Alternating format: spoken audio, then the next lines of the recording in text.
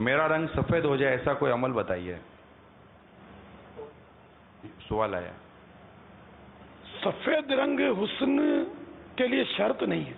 اصل تو نقشہ ہوتا ہے چہرے کا یا بدن کا سڈول ہونا، یہ بھی ایک حسن ہے. اور سچی بات یہ ہے کہ چہرے کا حسن جو ہے نا، یہ ہوتا ہے عبادت کا نور.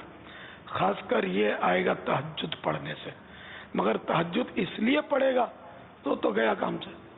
تہجد تو اللہ کی رضا کے لیے پڑھنا ہے، اور یہ کہ اس سے چہرے پر حسن آتا ہے.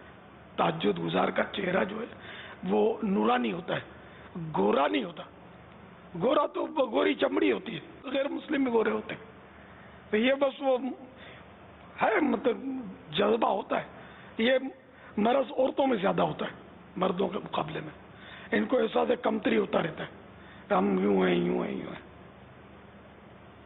دل کو چمکانے کی ترکیب کریں سب ہم لوگ، مرد ہو یا عورت. اللہ کرے کہ ہمارا دل جو ہے اس سے گناہوں کا میل اتر جائے اور یہ چمک اٹھے. حضرت سیدنا بلال حبشی رضی اللہ تعالیٰ عنہ، ان کا رنگ تو کالا تھا لیکن کائنات کے سارے گورے ان پر قربان، ان کے قدموں پہ قربان. کالا رنگ ہونا کوئی بری چیز تھوڑی ہے.